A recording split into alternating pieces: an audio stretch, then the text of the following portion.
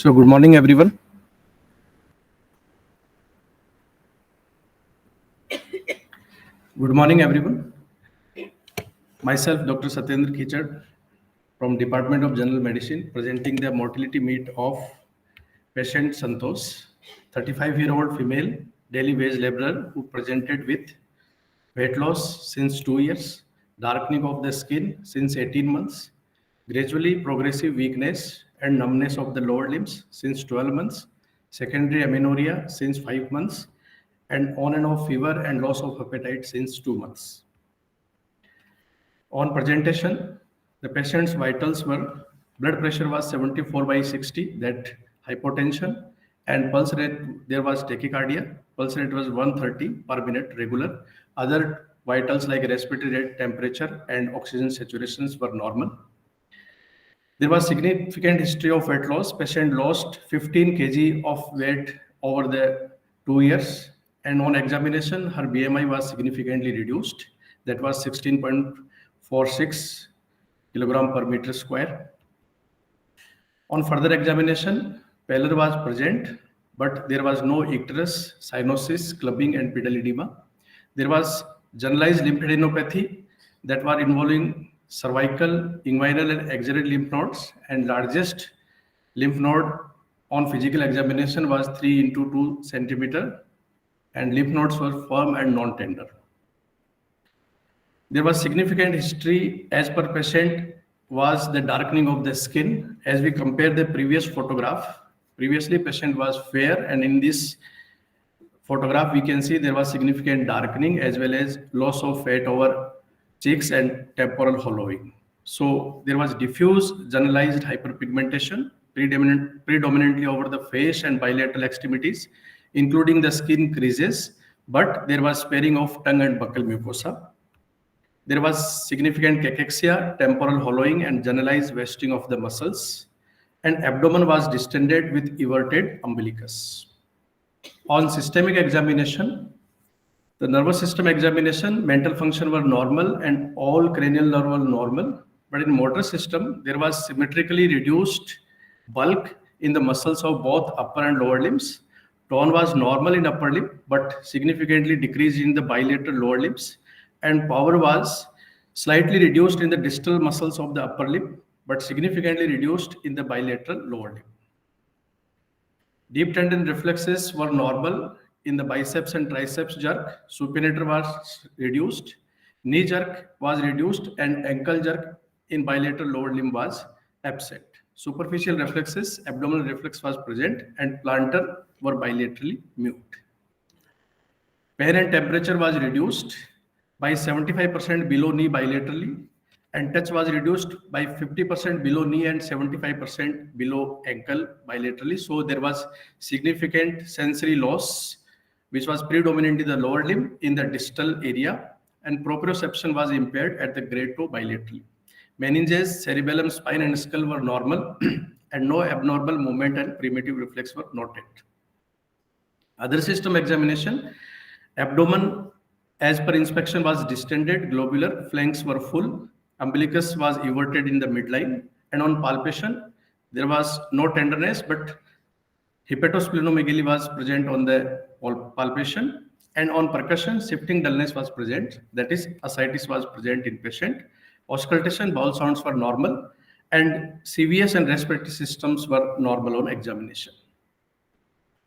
Outside evaluation, previous investigation were done, and in previous investigations, there was bicytopenia, hemoglobin was significantly reduced, as well as there was thrombocytopenia, and inflammatory marker CRP was elevated.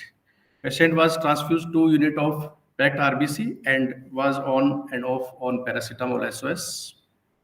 Initial evaluation at our emergency, patient's blood pressure was reduced, so patient was in hypotension, so we give IV fluid as bolus to maintain her BP, but after giving IV fluid, patient's shock was not recovered, so we thought that patient is having distributive shock, most probably maybe having infection or sepsis.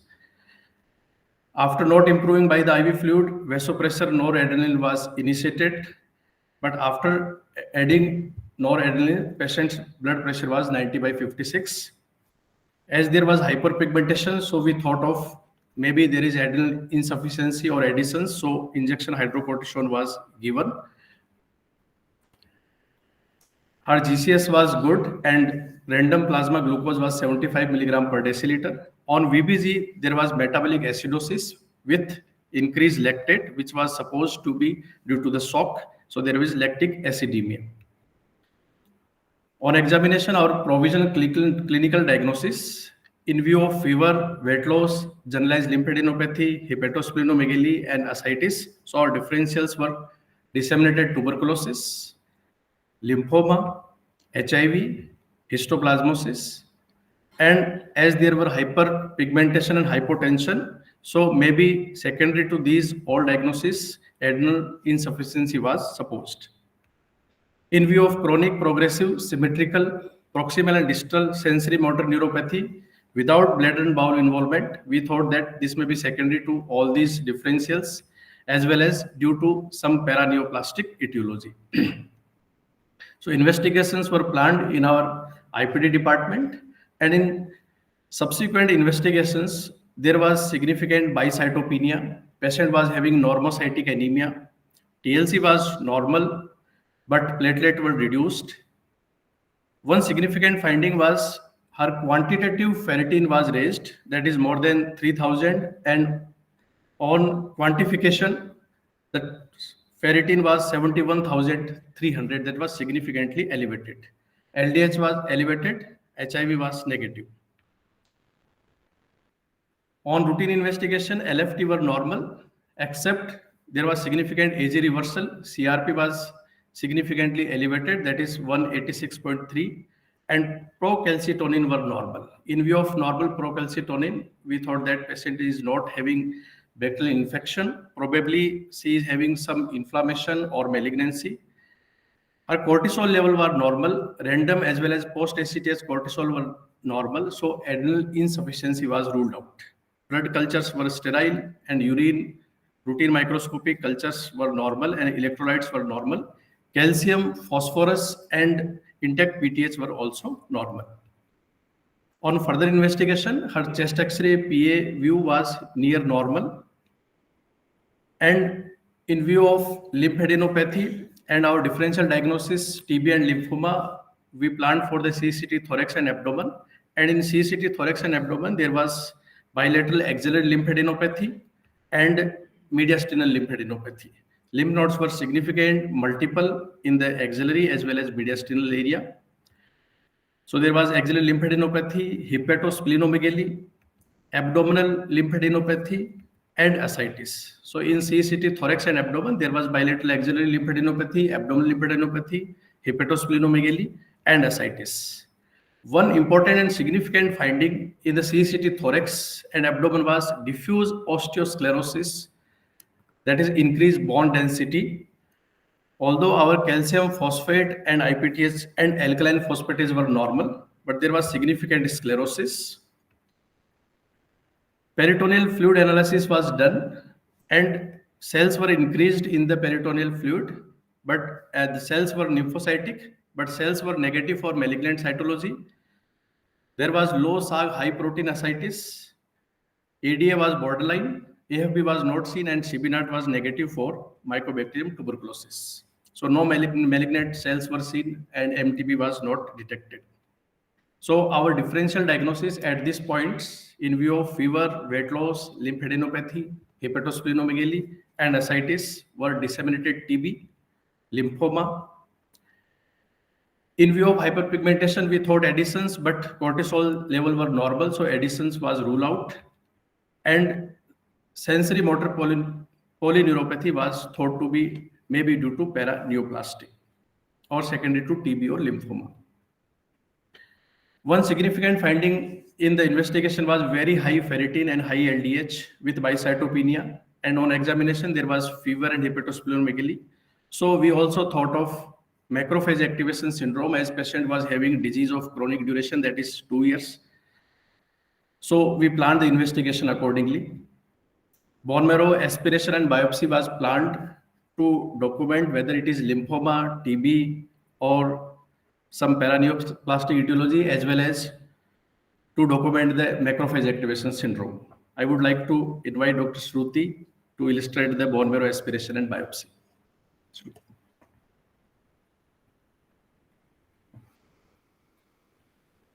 Good morning, all.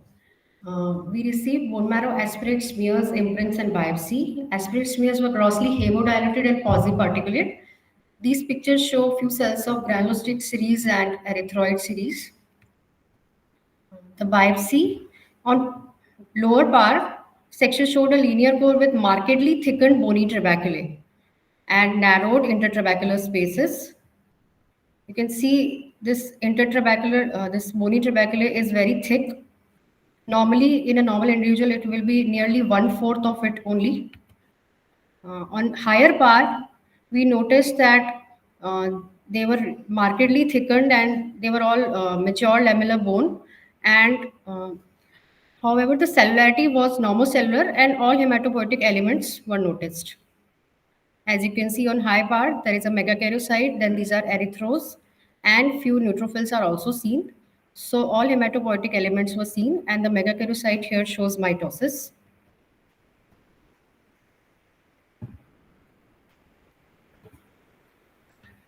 So on bone marrow aspiration and biopsy, the findings were there was no MTB detected, no AFP detected. All the cells were normal and patient was normocellular on bone marrow biopsy. Significant finding was thickened bony trabeculae.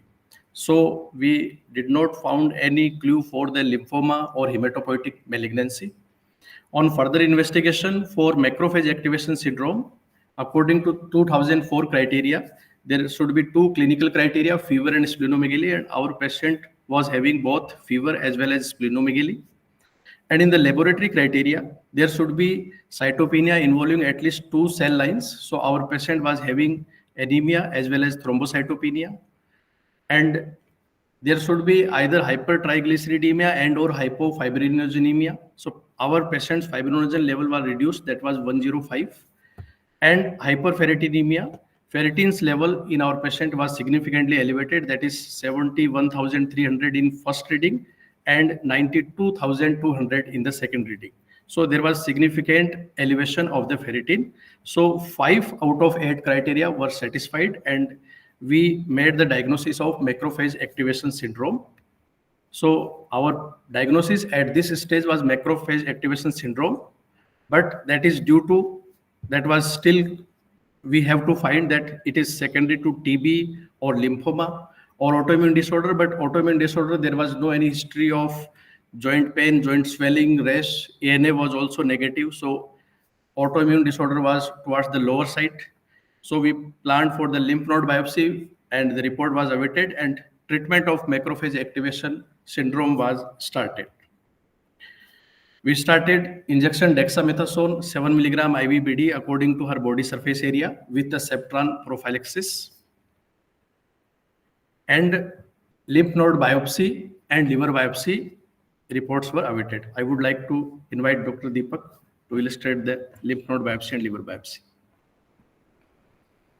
Thank you, sir. So now let's see the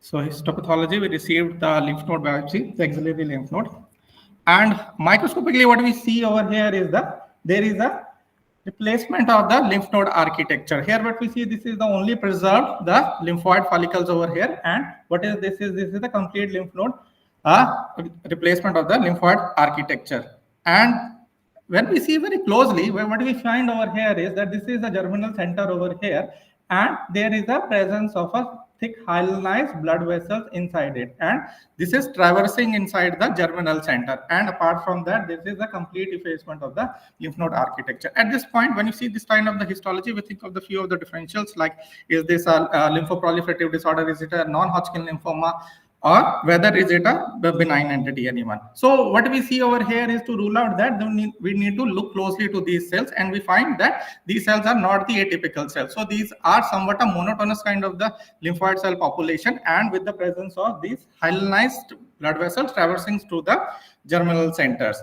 And what we also found in these cells, as I said, that there is a monotonous one, there are not malignant one. And what else there is also the presence of, if you can make it out, then there is a presence of a dense lymphoplasmacytic kind of the lymphoid material in this thing. Okay, so with this we have a couple of the diagnoses that whether is this a Castleman disease or this. So there is one variant of the Castleman disease in which there is a hyaline vascular variant, and another there is a plasma cell rich variant. So for this entity, we go for the diagnosis of the Castleman disease. And we also received the lymph node biopsy, liver biopsy of this patient. And what we see over here is this is the liver core, and what we see is that there is a maintained architecture of the liver biopsy, and there is along with that there is some depositions of some pigment kind of the material. You can see, make it out, then there is some brownish kind of the pigment depositions in this, and there is no formation of any nodule formation was not there.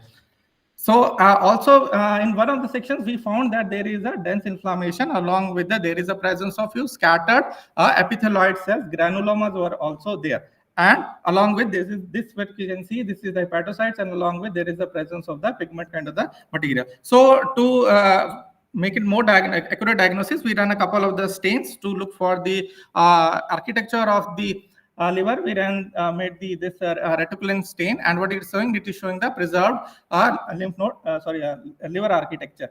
And what we can see over here, this is the reticulin stain. The reticulin stain to show, for the liver biopsy to look for any presence of the fibrosis. So we didn't find any significant kind of the fibrosis in this. We also graded according to Ishik grading. So it is nearly the grade 0 in the for the fibrosis stage. Along with that, we ran this is the CK7 immunohistochemistry to this highlights the presence of the bile ducts inside. It also highlights the presence of some of the interface hepatitis cells which are taken up by the CK7. So along with this is a very good saying. This is the Pearl stain. It highlights the iron deposition. So what we can see, this is the liver biopsy, and it is completely faced by the presence of the many iron depositions. So this is the macrophages which has engulfed the hemosiderin-laden macrophages in this thing. So we also grade this according to this Schwartz criteria, the presence of the hemosiderin deposition in the hepatocytes, and what we see there are the dense granules of the iron pigment inside. So it is nearly the 75 to the 100% of the hepatocytes which are having the coarse granular kind of the deposits. So based on these morphological features, we made a diagnosis of the granulomatous inflammation with hemochromatosis, and likely it's a secondary in nature. A little bit about the Castleman disease. So it's a benign lymphoproliferative disorder with a distinct morphological features that involve either a single lymph node or a group of the lymph nodes. What are the histological types? As I said, it's kind of hyaline vascular variant, it can be plasma cell variant, or sometimes the same variants can be seen in a single lymph node. There are some clinical distinct entities like the unicentral Castleman disease or a multicentric Castleman disease. In a unicentric one, it's a localized stable form and exhibiting the hyaline vascular kind of the morphology. But is the whereas in the multicentric kind of disease is systemic progressive. It can be in idiopathic, or histologically there can be some plasma cell variants in this. So what we see histopathologically is the distortion of the lymph node architecture with presence of variable follicles and the interfollicular stromal components in there. In the hyaline vascular types, we have the follicles are increased in number and size throughout the lesion, and there is a prominence of the follicular dendritic cells in this. And we call them as sometimes as there is the lollipop lesions or the onion skin lesions, or the twinning of the cells is there. So this is actually the sclerotic blood vessels which are forming a concentric kind of the appearance, and along with the presence of the lymphocytes around it. So this is a classical example of the hyaline vascular type of the variant. And here what we can see over the closely is this is the ectatic germinal centers, in which we can see there is a concentric kind of the arrangements of the lymphocytes in this thing. When we have the plasmacytic or the mixed kind of the architecture, it is sometimes usually preserved, and there is expansion of the interfollicular areas with the mature presence of the many mature plasma cells inside it. And there is association with the prominence of the blood vessels, which were also seen in this kind of the case. A bit about the hemochromatosis also. So it's a disorder which causes the excess iron depositions in the organs, and it can affect any kind of the organ like liver, pancreas, heart, thyroid, joint, skin, gonads and pituitary also. So when we see the etiological classification, so there can be some congenital causes, which are primary hemochromatosis. There can be some disorders in the hepcidin or the ferroprotein system. There can be a disorder in the iron transport, or it can be associated with the hereditary anemias. The acquired causes include the infective erythropoiesis, sometimes the thalassemia, or in the myelodysplastic syndrome, where or there can be some increased iron deposition. And when acquired causes also include the chronic transfusions therapy, when there is a higher iron supply from the red blood cell concentrates. So what happens in the liver is commonly involved in the advanced disease. 95% of the patients of the advanced disease, they present with the hepatomegaly or the cirrhosis. Hepatocellular carcinoma is also developed in the 30% of the patients. These patients, they also present with the skin symptoms, like they call it as the metallic or the clay grain appearance, and that is because of the deposition of the iron or the melanin in the dermis, and it is usually called the bronzing of the skin. So for the diagnosis of this, we need the transferrin saturation more than 45%. The serum ferritin should be elevated, and the total iron binding capacity should be normal or the slightly elevated. The serum iron in these cases is elevated. So serum iron is also elevated in the alcoholic liver disease, but the hepatic iron is not increased in it. Both serum iron and the transferrin level should be used for the diagnosis of the hemochromatosis. An increase of the 1 microgram per liter of the ferritin indicates the increase of the 5 milligram of the iron body stores. So prognosis is the 5-year survival rate increases with the phlebotomy, and the major causes of the death includes the cardiac failure, hepatic failure, hepatocellular carcinoma, or the portal hypertension.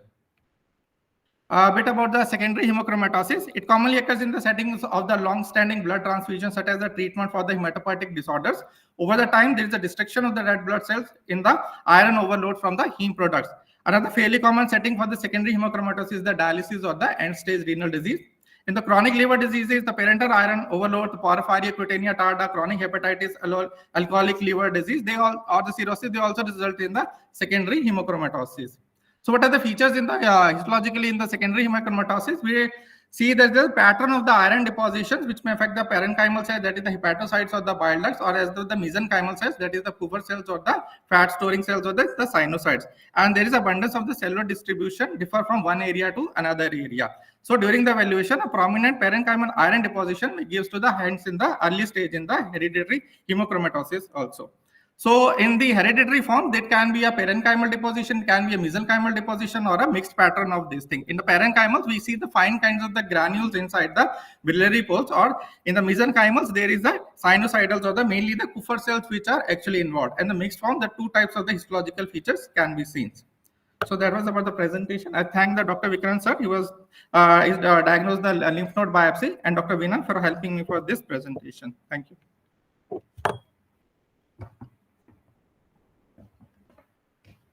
Thank you, sir.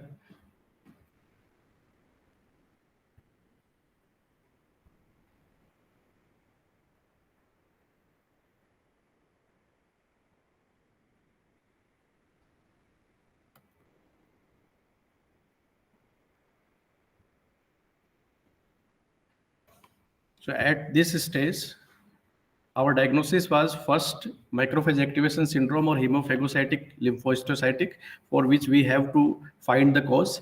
And second, on the liver biopsy, there was hemochromatosis, and we thought probably it is secondary. First patient has multiple PRBC transfusion, that is 6 at our center and 2 outside, that is 8 PRBC transfusion in last 2 months, but that was no such significant that it can cause hemochromatosis. But her ferritin level were very high, that is 92,200. So high ferritin can cause also positive pulse stain and maybe primary hemochromatosis, as patient is having hyperpigmentation, amenorrhea, hepatosplenomegaly, but there was no diabetes, no cardiomyopathy. So for further evaluation for macrophage activation syndrome, to find out the cause, procalcitonin was normal, ANA was negative. For hematological malignancy or lymphoma, bone marrow biopsy as well as lymph node biopsy were negative for any hematological malignancy. So to find out other malignancy, PET-CT was planned. And for evaluation of hemochromatosis with secondary amenorrhea, low LH, FSH, MRI brain was planned. So in MRI brain, There was no iron deposition in the pituitary, and there was partially empty sella with absent posterior pituitary bright spot, and there was cerebral atrophy. In report, there was as inappropriate diffuse cerebral and cerebellar atrophy, primary partially empty sella, absent posterior pituitary bright spot, and incidental finding was multiple acute lacunar infarct in right corona radiata on background of small vessel ischemic disease, but patient was not having any clinical symptom of this finding. On PET-CT, there was hypermetabolic thickened omentum with moderate ascites hepatosplenomegaly, multiple lymphadenopathy, and bulky adnexa. One significant finding which was in the bone marrow biopsy, which was in the MRI, and in the PET-CT, that's diffuse dense sclerosis in the axial skeletal. So there was query of metabolic bone disease. In the peripheral neuropathy workup, as per history and examination, that there was chronic progressive symmetrical proximal and distal sensory motor neuropathy that was demyelinating. On nerve conduction study, impression was suggestive of large fiber bilateral sensory motor severe demyelinating polyneuropathy. So till this stage, our patient was having polyneuropathy, hepatosplenomegaly, lymphadenopathy, secondary amenorrhea.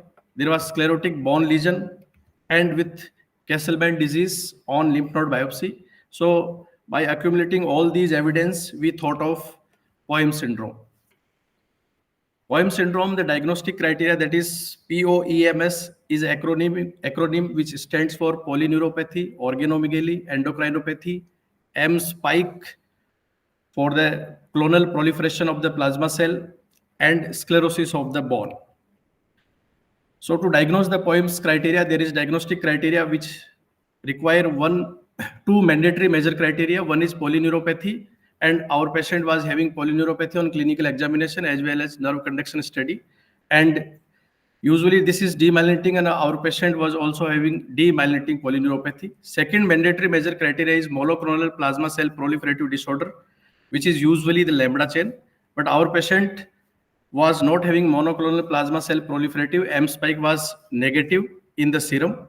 Other major criteria, among which one is required, is Castleman disease, sclerotic bone lesion, and vascular endothelial growth factor elevation. So our patient was having demyelinating polyneuropathy, but monoclonal plasma cell proliferation was absent. Serum protein electrophoresis and immunofixation, M-band, was not detected. And in bone marrow biopsy, also there was no evidence of monoclonal plasma cell disorder. So among the major criteria, mandatory measure criteria, one criteria was present and second was not present. But in the Castleman variant, we can diagnose the POEM syndrome without evidence of M spike. In Castleman variant, it is very difficult to document the M spike in the serum because the level is very low. So the recommended is 24-hour urinary M spike documentation, but patient was very poor, and somehow we were able to manage do her M spike in the serum, but 24-hour urinary M spike was very costly. That was costing around 20,000. So we were not able to document the urinary M spike. And in Castleman variant, we can diagnose POEMS without documenting the M spike. So we were satisfying the mandatory measure criteria, and other measure criteria, our patient was having Castleman disease as well as sclerotic bone lesion. In the minor criteria, the required things are organomegaly, extravascular volume overload in the form of edema, pleural effusion, or ascites, endocrinopathy, skin changes, papilledema, thrombocytosis, or polycythemia, and other signs and symptoms like clubbing, weight loss, hyperhidrosis, pulmonary hypertension, lung disease, thrombotic diathesis, diarrhea, low vitamin B level can be documented. In our patient, there was organomegaly, that is hepatosplenomegaly, lymphadenopathy. There was extravascular volume overload in the form of ascites was present. Endocrinopathy, secondary amenorrhea was present with low FSH, LH. Skin changes, hyperpigmentation was present. Papilledema, grade 1 disc edema was present in our patient. And there was thrombocytopenia, and it has been documented that in Castleman variant, in the POEM syndrome, there will be thrombocytopenia instead of thrombocytosis and polycythemia. So our patient was having thrombocytopenia, and other signs and symptoms, there was significant history of weight loss, and IL-6 level were elevated. And in MRI brain, we find one incidental finding, that is acute lacunar infarct in right coronary coronary data. That is also supporting the POEMS syndrome. As in POEMS syndrome, 10% of the patient present with a cerebrovascular event, most probably due to embolic CVA. So maybe there is cerebrovascular event or infarction secondary to POEMS syndrome. So our provisional diagnosis at this stage, our working diagnosis was POEMS syndrome with Kesselman variant with macrophage activation syndrome.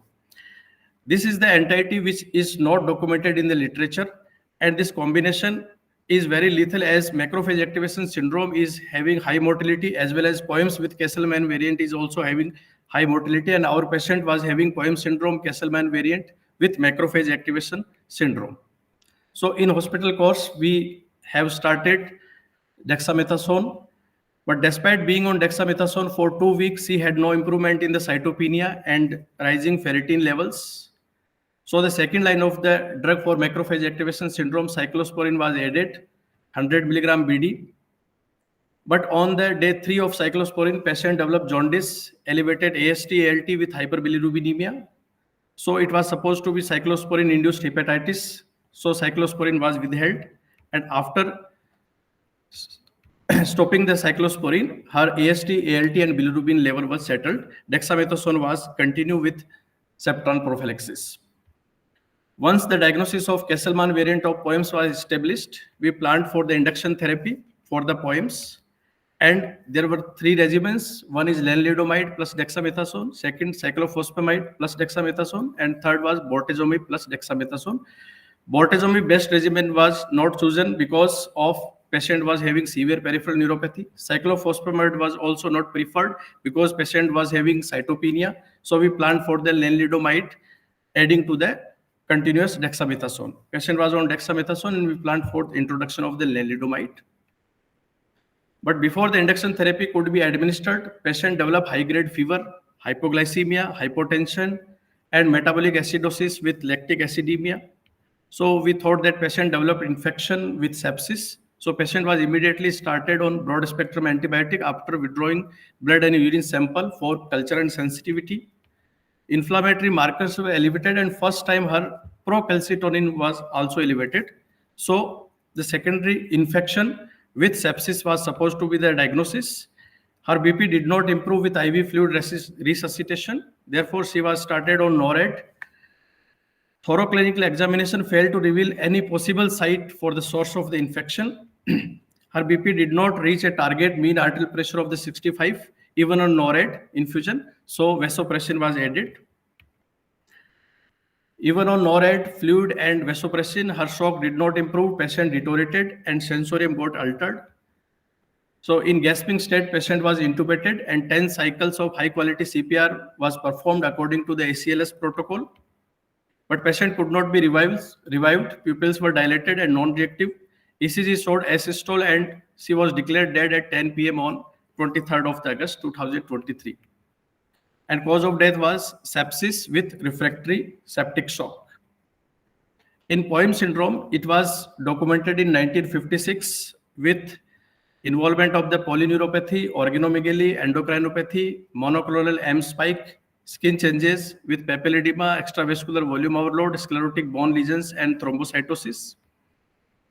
In the largest report of the POEMS syndrome, the epidemiology is median age of presentation is 51 years with male predominance, and median age between onset and presentation is 15 months, and in our patient was 2 years. Poor prognostic factor in the POEMS documented are clubbing and extravascular volume overload. Our patient had ascites, that was extravascular volume overload, that was a poor prognostic marker. And in a report by Lee et al., patient with coexisting Kesselman disease may have inferior overall survival. So our patient was having Kesselman disease with ascites that were poor prognostic marker.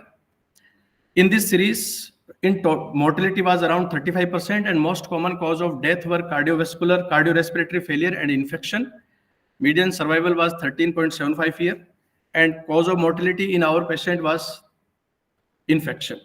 Poor prognostic factor in our patient were POEMS with Kesselman disease, with ascites, and POEMS with macrophage activation syndrome. In literature, the combination of POEMS with macrophage activation syndrome is not documented.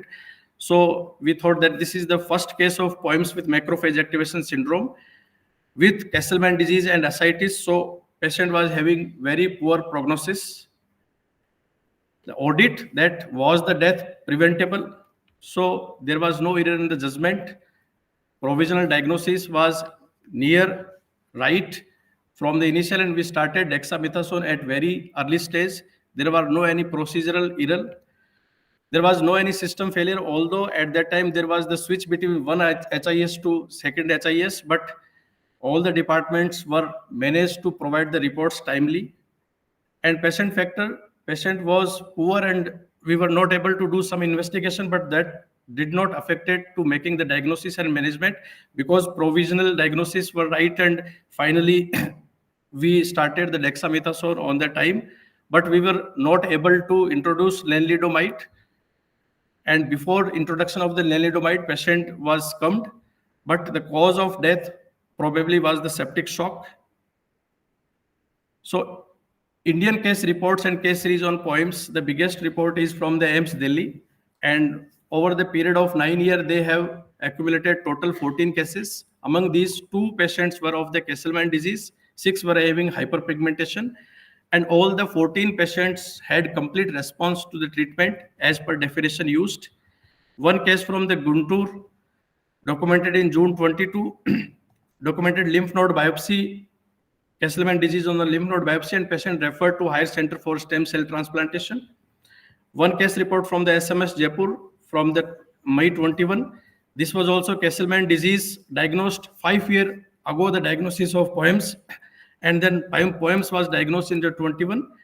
But in this case also M spike was absent. At our institute, we have total 3 cases of poem syndrome. One female patient diagnosed poem syndrome in 22, and she received cyclophosphamide, bortezomib, and dexamethasone regimen, and she is currently doing fine. She improved her lower limb weakness, and last dose she received in the November 23. 160-year-old male diagnosed poem syndrome in 21, was on bortezomib and dexamethasone, but he is non-compliant to the treatment due to some financial issue, but he is doing well. And this third patient, 35-year-old female, who expired due to poem syndrome, Castleman variant with macrophage activation syndrome. Thank you. I would like to thank Department of Pathology and Radiology, and also resident of our department, Dr. Vijit, who helped me in prepare these slides. Thank you.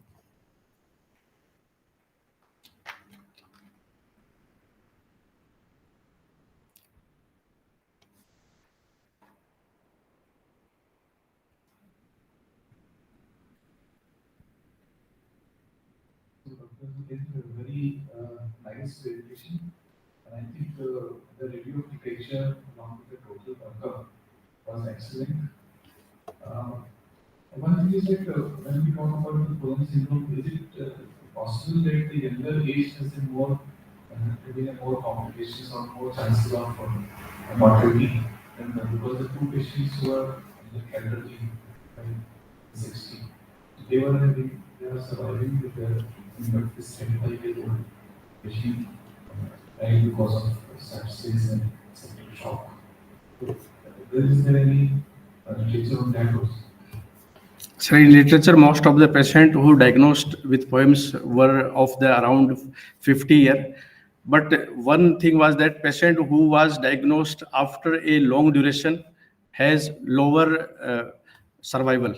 Like this patient also had 2-year duration, and in this 2-year duration, she was not diagnosed with poems. And we also have 1 month duration for confirmation of the diagnosis, but we started dexamethasone very early in view of macrophage activation syndrome. So the time period between onset and diagnosis, if it is long, that is poor prognostic. But in the literature, most of the patients were around 50 years. Thank you. Regarding this, your presentation, I think the PG should learn that is how this can be the way of presenting and workup of the patient, and also ultimately defending whether we have committed a mistake with the audit. That is Thank you, sir. Very nice presentation. Basically, the case was seen by the emergency on the first day, and as I understand this presentation with hypotension, my diagnosis would probably be achieved with adrenal insufficiency. So we took the sample immediately for the cortisone and started the hydrocortisone, and then she was secreted HB. And then the really introduced and we thought of pneumocomatosis, the clinically and the everything progress. And definitely, uh, as usual, common diagnosis, tuberculosis, lymphoma, histoplasmosis, initially HIV, everything came in the picture. But what is the mortality, because the patient was labored, nutrition was, BMI was 60. So the definitely the overall nutrition of the patient was so poor that probably she could not tolerate the doses of the dexamethasone and develop the secondary infection and succumb to the illness. So overall nutrition of the patient is also very, very important. The patient was very poor status, laborer, 2 years illness, everything must have been contributed to that. Thank you, sir.